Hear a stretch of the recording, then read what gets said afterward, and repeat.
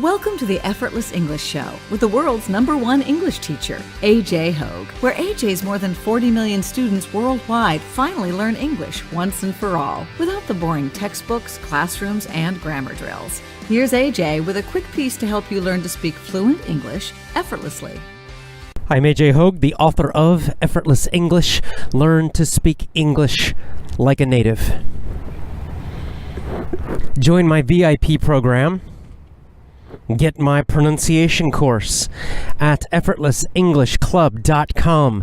My pronunciation course teaches you to speak clearly with good, clear, understandable pronunciation, so everyone will understand you when you speak.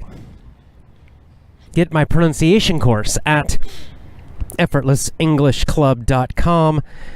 effortlessenglishclub.com. Let's start with a great quote from Ramanda Prasad. Ramanda Prasad. Here's the quote.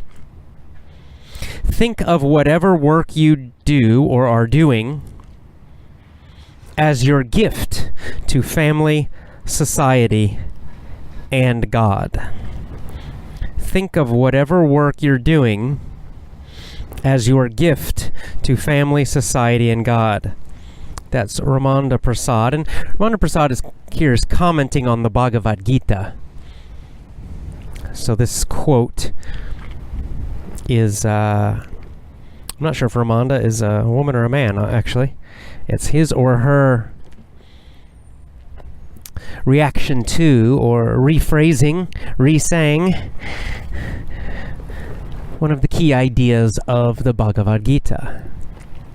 Of course, the Bhagavad Gita talks about, how do we live? How do we take actions in the world?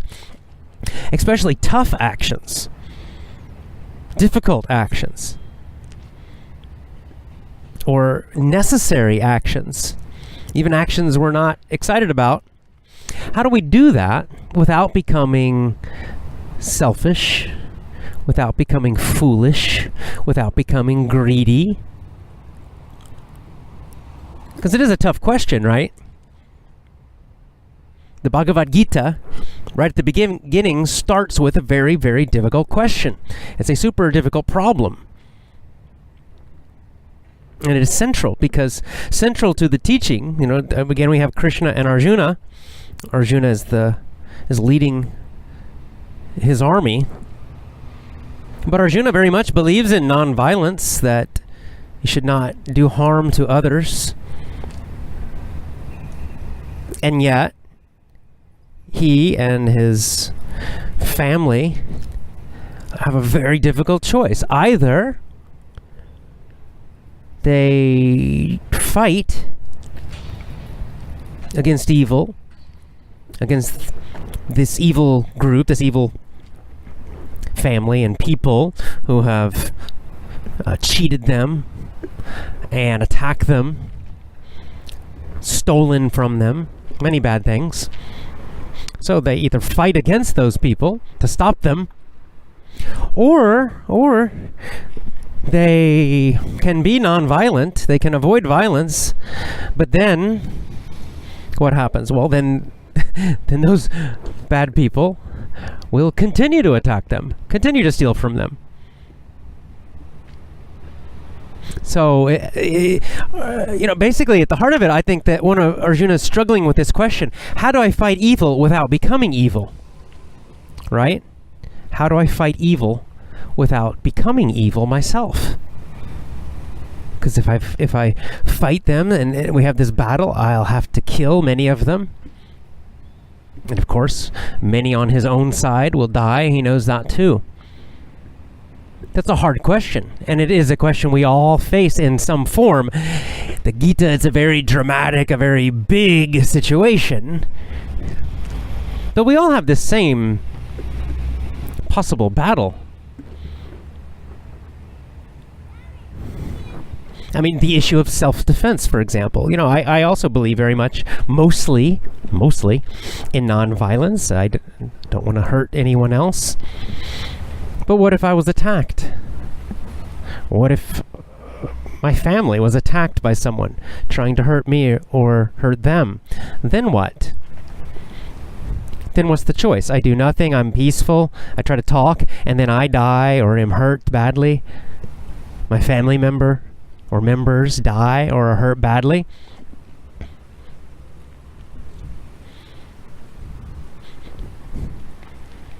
So for me, it's a clear choice. Just as Krishna teaches, you have to fight. You have to fight, but you do so without becoming evil. You try to do so, and this is the hard part. It's not easy. Okay? You fight without hatred inside of you. So you don't surrender, you don't quit, you don't let evil be done to you. You don't let evil be done to those you love. You do fight, but you have to do it without becoming hateful yourself. With clear and a calm mind and a calm heart. Now, hopefully none of us have to face this kind of choice in life where we're talking about killing and fighting and that kind of violent situation, but it's the same basic question when we talk about money. And this is one we all do have to definitely face as adults. Because it's the same thing. How do you have a family, you have yourself, you have your family, and you need to make some money to buy food, to have a good life for yourself, and then especially for your family. How do you do that? How do you become financially free, for example, and give this good life? Create this good life without becoming greedy, right? Without just wanting more money, and then doing bad things in order to get the money, or even just having your mind always filled with this desire for money and more and more and more. It's the same question, right? Basically the same question.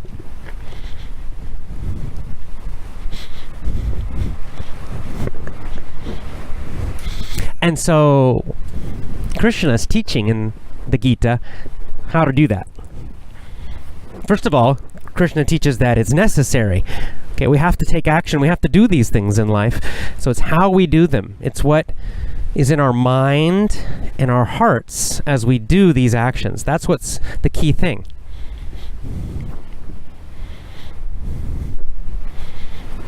And at the highest level, at the very highest level, Krishna's teaching that if we want to have that highest level of good in ourselves, then everything we do as like a spiritual practice, right? We do with a good intention.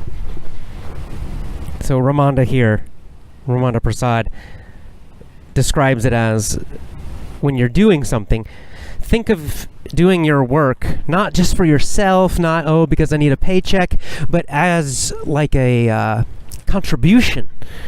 So that all the work you do, you think of it and you're doing it as a contribution to your family, to other people you love, a contribution to society, and ultimately, finally, a contribution to God, whatever, Tao, etc., whatever name you want to use for that.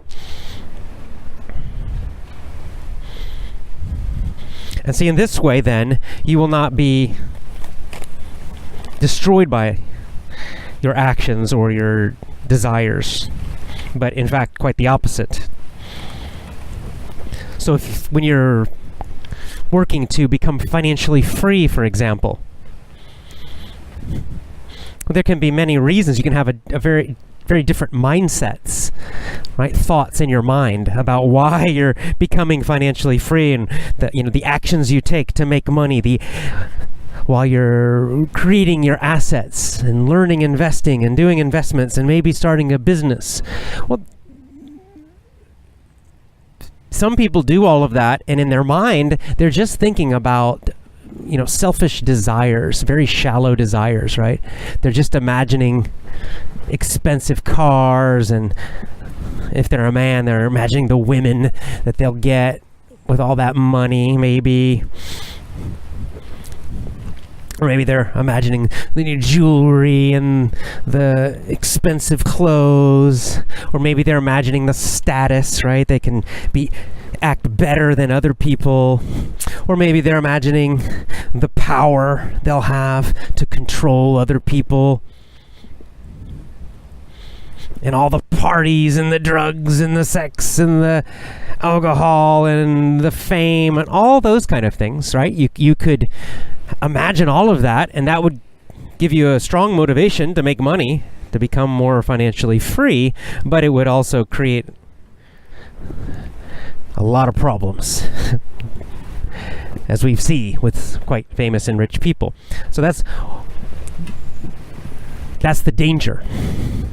But on the other side, imagine you decide while you're doing this similar action, you're trying to make money, create a business, invest, make assets. But as you do that, your mindset is you're thinking, I'm doing this for my family. I'm going to give my family a good life. I'll give them a good home. I'll give them freedom. I'll give them opportunities, and myself too. I'll give myself more time so I can be at home with my children more. So I can really be there for my children and not have to be off at some job all the time. And you could even think even beyond just your own family, and when you're creating your businesses and investing, that you're doing also for the purpose of helping your customers, helping other people, that you're doing something that is helpful to others. And so it's also a gift, a contribution. At the highest level, you'd be doing something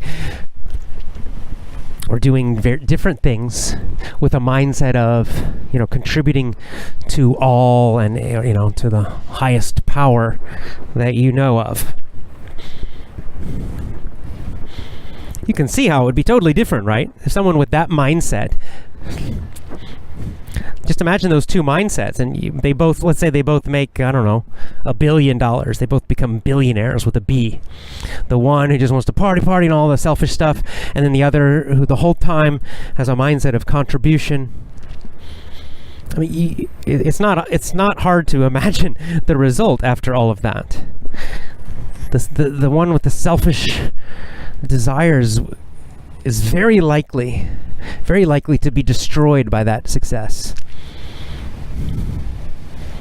And the one who's doing work as a gift to others, as a gift to society, as a gift to God, as a gift to the universe, they're not going to be destroyed by that success. Quite the opposite.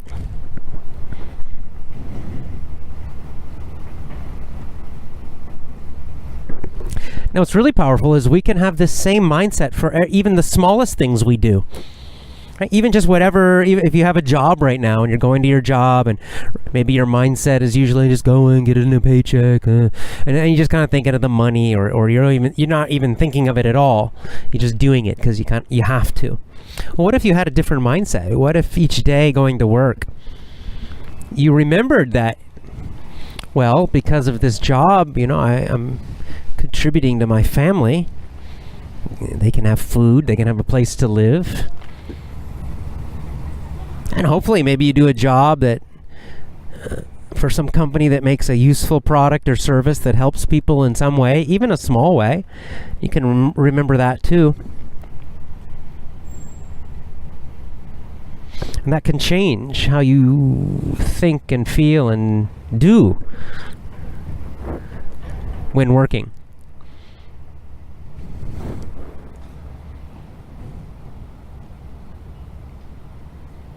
And see, when you do this, then the second part of this is letting go of the results. Then what you're doing is your action is like a gift, and you're not expecting something in return, right? You see how that also takes away a lot of the fear or the greed or the desire for some specific result, because you do your actions in life as contribution, as a gift to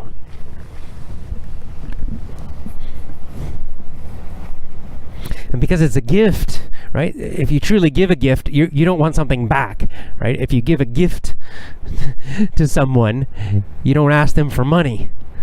It's a gift. You're just giving it to them. You just hope they'll be happy. And you hope it'll be useful for them, or you're giving freely. Well, every action you take in life can be this way. So you're working to create a business, and you're doing it as a gift. A gift to your customers, a gift to your family or your future family if you're young and don't have a family yet, but hopefully you will. You probably have parents, right? But in the future, even, you will.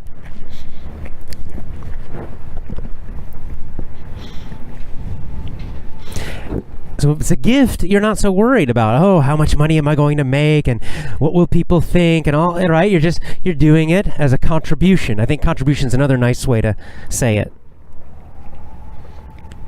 And then you can relax about the results. If you fail, well, you still had the right mindset, so you learn from it, and you maybe still did some good. If you do a business, for example, let's say you try to start a business.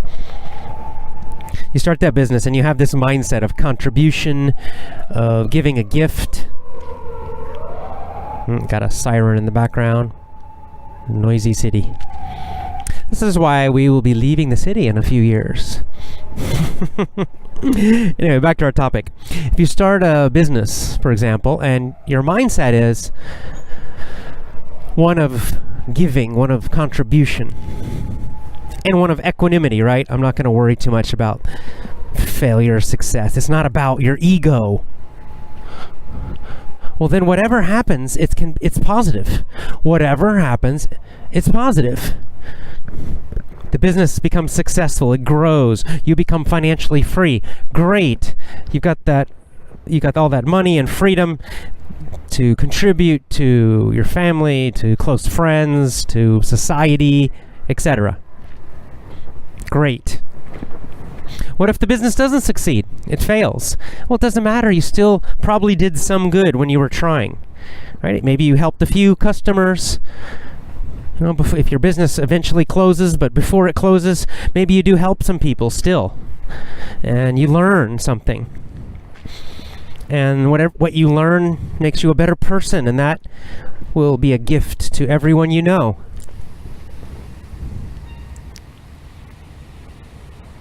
So if you have that mindset of giving and contribution, a gift to others beyond just yourself, it's hard to fail, right? Because you're changing what success means. Success is the doing. It's not what happens after.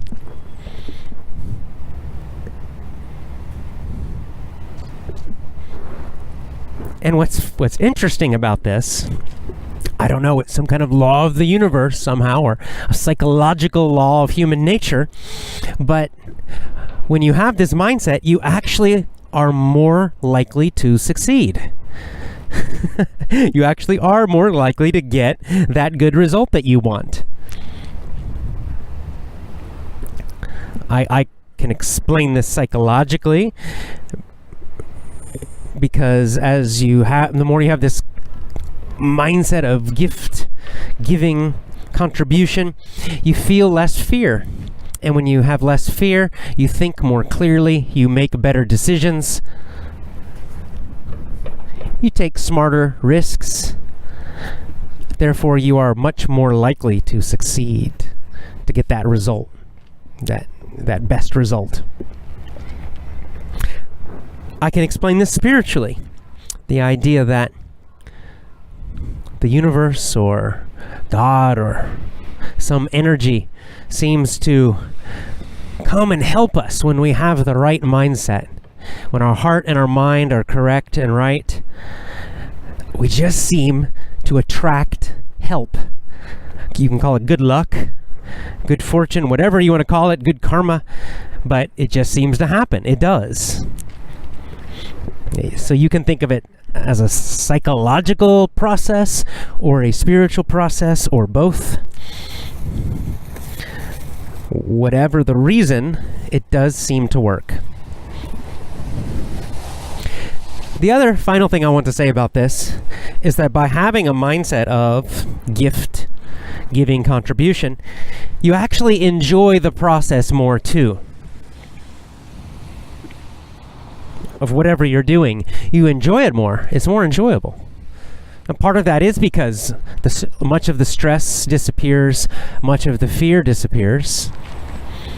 And instead, you're filled with gratitude. You're filled with appreciation. You're filled with the desire to be good and helpful, to contribute. You're filled with a mindset of abundance. Abundance means you have everything you need and more. It's the opposite of scarcity. A scarcity mindset means you feel you don't have enough. I don't have enough. There's not enough. I need more. There's not enough. That's a scarcity mindset. An abundant mindset is the opposite. Oh, there's so much. There's plenty. There's plenty for me. There's plenty for everybody. And when you do your actions with a mindset of giving and contribution, it does fill you with more of a feeling of abundance. You feel like, oh, there's so much I'm doing, I'm giving away because there's so much, there's plenty. This also seems to lead to more success in life, even at the most basic level. So a very nice quote. Think of whatever work you're doing as your gift to family, society, and God.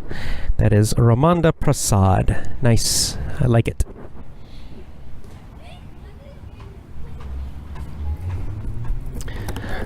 Homeschooling, home education. I'm trying to avoid that phrase, homeschooling. I don't like the word schooling. Just repeating school at home seems kind of pointless to me. Education is what we're talking about. So home education. Actually, today I was working on my own system of home education. I'll be doing home education with my children. And, I'm just going to design my own. I'm going to do it my own way. It's completely independently. I will not be buying packaged curriculum. I'm not saying that's bad. It's totally fine to do that. A lot of people prefer to do that. But for me, I don't want to do that. Now, what's interesting is, just today I was figuring out how do I want to organize it, right? Because I'd like to have some organization. Some people do what's called unschooling when they do homeschooling, home education. They call it unschooling. Unschooling basically means very disorganized, very, very loose. Mostly what unschoolers do is they follow their children's interests. So it's the child really leads most of it, and then the parents are there as a support. However, it totally depends on the family. I would like a little structure myself because there are certain things that need to be taught, and I'm not really talking about the skills so much as values, because children need to be taught these values. And so this is how I'm organizing my own home education program for my own children. It will be focused on values. The values that I want to teach them will be the center of my, what you call it, curriculum plan, whatever you want to call it. And I've thought of a very simple way to do this. Our code, actually, our Effortless English code, it's also the code of my family. That will be the basic organization of my system for teaching my children. Remember the code? We do the best we can. We do the right thing. We show each other we care.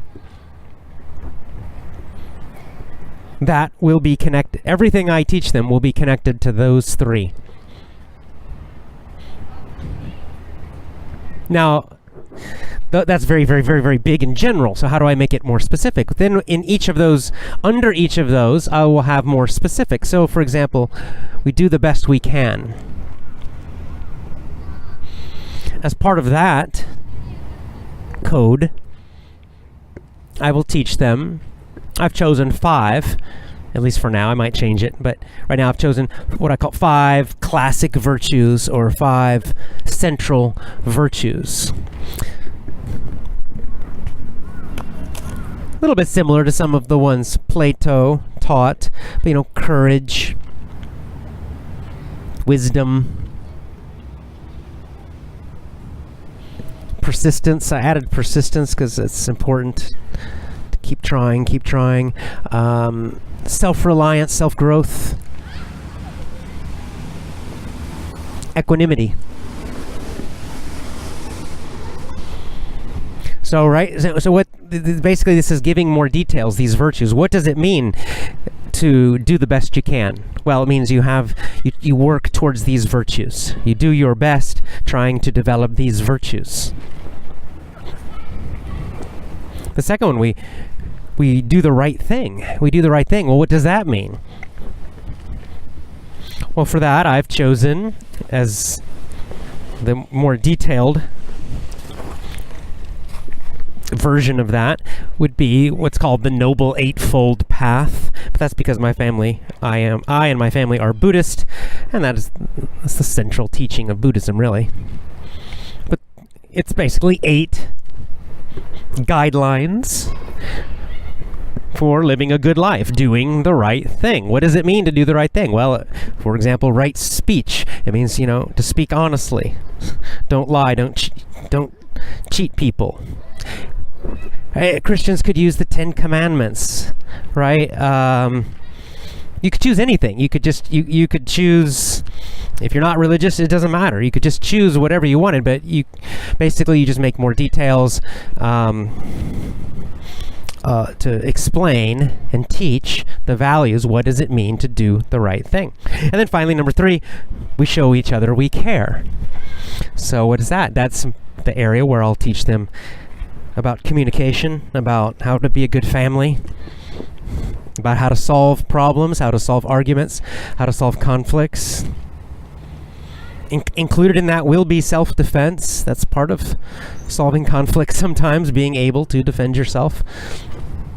And then some things specific to our family that I want to teach them.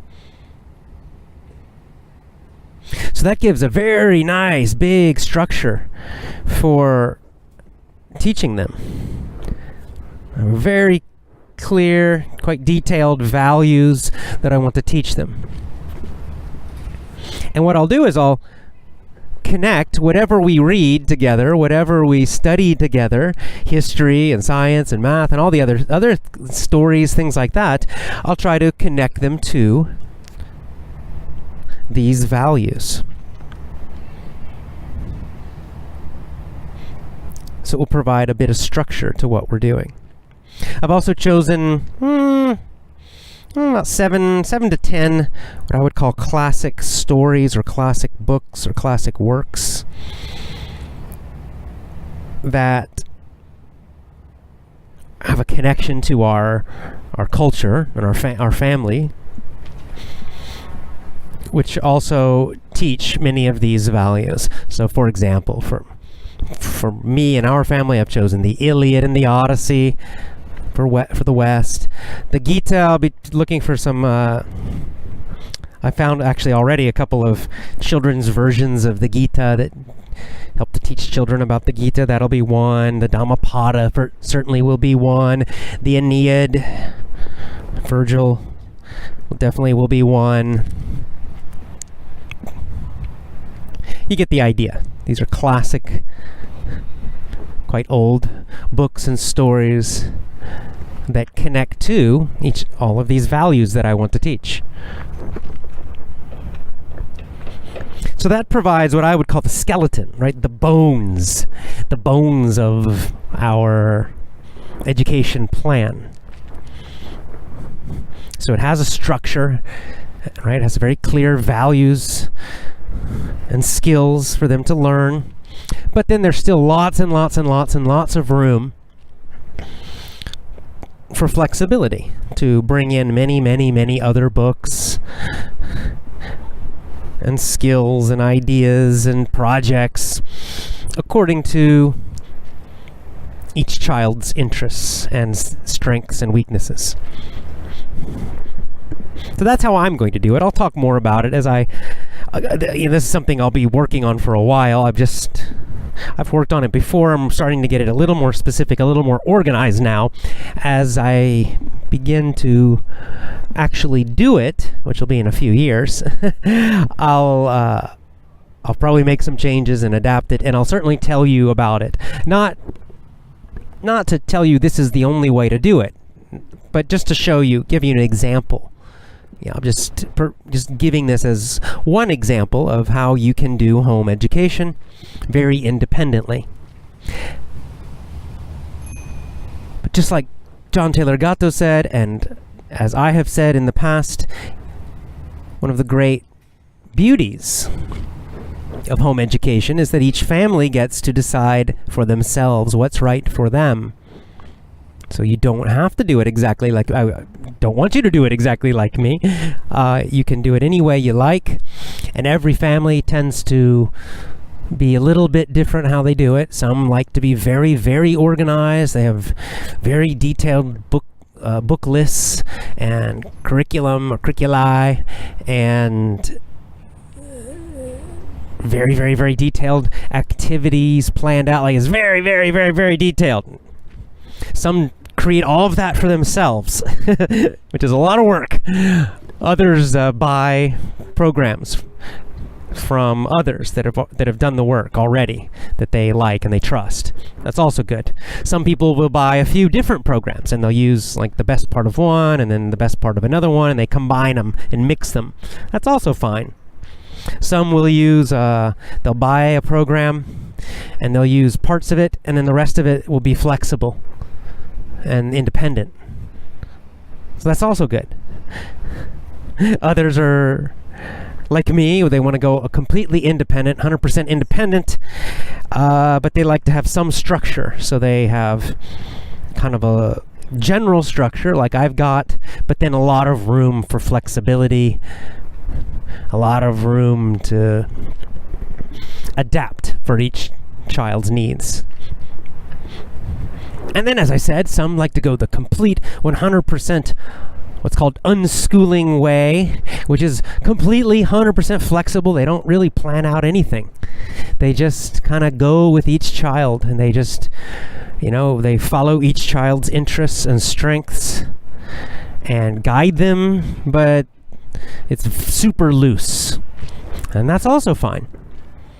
So you've got to decide this, and the good thing is you don't have to, decide completely at the beginning. You can have an idea at the beginning and try one way, and then as you go forward, as you do this with your children, you can kind of modify it. You might start very loose, for example, and then realize, actually I think we need a little more organized, a little more structured. Or, the opposite happens too. Sometimes families will start, maybe they're afraid to be too loose. They want to be more like school. So they are very, very, very, very structured, super organized, and they try it. And then over a few months or years, they start to, we need to relax a little bit. This is too much, too structured, and they become more loose. So all different possibilities. You can adapt month to month. You can make changes anytime you want, because again, you're the boss. This is the great thing. This is what's great about it. So anyway, I will share with you in the future more of the details about my own approach, my own method of homeschooling, home education rather, with my own children. I'll share with you too, any difficulties I have and how I solve those problems, and just as an example, that's all. I just want to give you guys an example and hope to inspire you to try it so that you'll realize that it's possible and get you to think of ideas, and maybe, I'll talk about something and that'll make you think of another idea for yourself, and I don't like that, but maybe I could do this for my family, right? So I just hope to encourage you to think and try some things. That's all. Quick, let me get some water really quickly. Oh, water.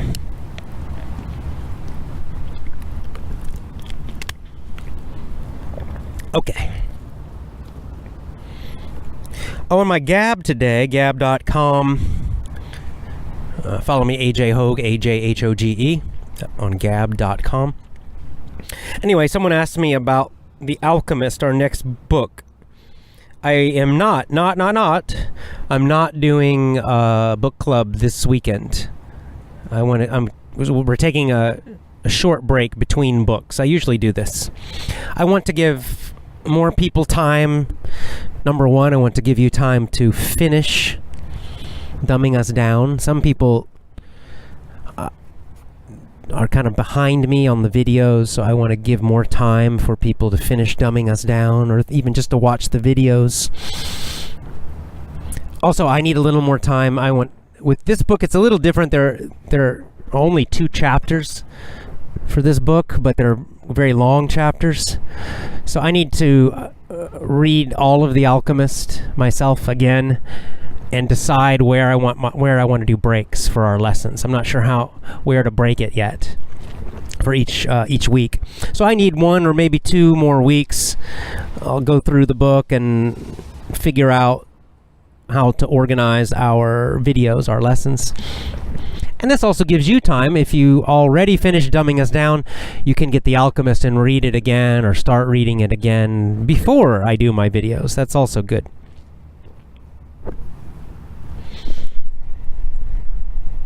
One of the key themes, main big ideas of The Alchemist is desire. So I've almost read the whole first chapter, and this is a big part of this first chapter.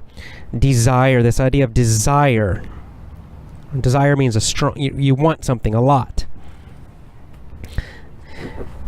Now I can't remember, I'm sure he talks about it in the second chapter, but desire is tricky. So far, the writer, Coelho,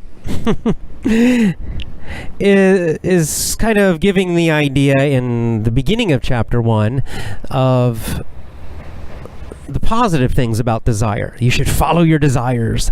Like your desire, he's almost teaching that, giving the idea that your desires are like messages from God, or from your intuition, or something like that. And that by following your desires, that's how you will find your happiness. Which is quite interesting, because we got to be careful about that. As I said, I think later in the book we're going to get a better message about desire, a more clear message, because that's a very simple message which I do not agree with at all. I shouldn't say not at all. It's just missing something. That idea is missing something, because we have different kinds of desires. We could put them in 2 categories: noble desires, noble meaning good. Our highest desires, those are, spiritual desires would be one. The desire to help others, to be good, to learn, to grow as human beings. Those I would call noble desires, and for sure we should follow those. Those lead us to a good life and happiness and truth and all those things. But we can't ignore the fact that we also have what we could call ignoble or not noble desires. And these will lead us to hell. So you don't just follow any desire that pops in your head. No. You have to be careful. You have to think quite deeply and carefully about desires, about the things you want. And figure out, is this a noble desire, or is this an ignoble desire, a destructive desire. Again, I can use a very easy example of this. Let's say heroin, okay? A drug. There's no doubt that heroin, the drug heroin, creates a super strong desire. And heroin addicts have a super powerful desire to take that drug, to put a needle in their arm and take that drug, because it feels fantastic, I'm told. But it's not hard to see that that is a very bad desire that will destroy you. Just walk around. Oh, got some cats. Cats are fighting. We have some the kitties. One's climbing a tree and the other one's kind of yelling at him. Anyway, back to our topic. If you walk around San Francisco and you see the drug addicts laying around on the street, homeless, they look terrible. They're clearly miserable, super unhappy. Well, they followed their desire, but they followed a really bad one. So this is the one thing that we call this a caveat. Here's a new vocab word for you, maybe. A caveat. A caveat is like a detail, an important detail, and it explains a rule, right? Sometimes it explains an exception, or it makes a rule or an idea more clear. So, for example, we could say, drinking water is good. I mean, generally, that is a good thing, right? However, there is a caveat, right? There's we need an extra detail to explain, like an exception. Drinking too much water can actually hurt you, right? If you drink 20 liters of water in one day, you can actually die, if you drink too much pure water in one day. So, right, we have a general idea, but then we have a caveat which explains that idea that, okay, but there's a limit, right? Be careful. I think this idea of following your desires needs a caveat. And the caveat is follow your healthy desires. A better detail, a better way to say it would be follow your noble desires. Do not follow your destructive desires, right? I mean, what if you have the desire to hurt somebody else? You're in a bad mood. You have a desire to I don't know, to murder them, to kill them. Obviously, don't follow that desire, right?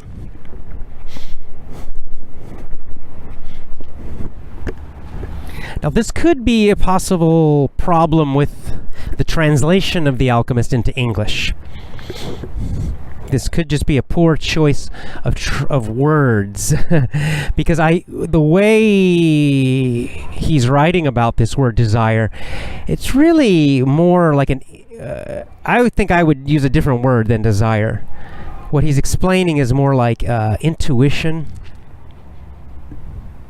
It's like something. It's like this deep kind of calling, and that's another word I would use. A calling, an intuition. It's like something deep inside of you that keeps pulling you towards something.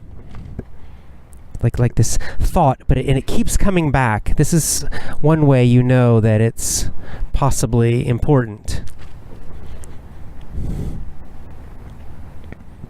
Right, if you have this thought to start your own business, well, you might have, you have many thoughts in your mind every day, many desires. If you have it one time, you probably shouldn't follow it. But if that thought, I should start my own business, I should start my own business, I should start my own business, it just keeps coming back to you again and again and again and again and again, and you dream about it, and you think about it, and it keeps coming back all the time. And then you think about it, you look at it, and you have this desire. Why? Not just for lots of money and partying, but to make your life better, to make other people's lives better. Well, then you start to realize, this is a noble desire. It's something possibly deep and important, and you should follow those. And this is really what The Alchemist is about. It's about identifying those kinds of desires. We could use the word desire, but I think, again, intuition's a better word, I think. Identifying those intuitions and then following them. And it is tricky. It's hard because, again, like we desire so many things, right? You can desire chocolate cake. Does that mean you should eat chocolate cake every single day? Probably not. So it's figuring out which desires are true intuitions that are pulling you towards something, are true messages from your unconscious, from the universe, from God, from wherever, and which are not. And that just takes time. You need to look at them, think about them carefully.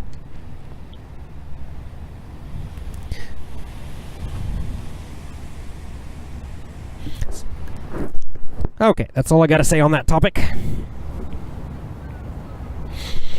I'm going to go walk home now. Hope you are having a great day. Think back to that first quote we had.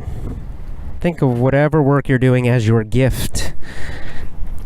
You can do that right now. What I like about that is that's something you can do now. You don't have to change anything. You don't need to start a business.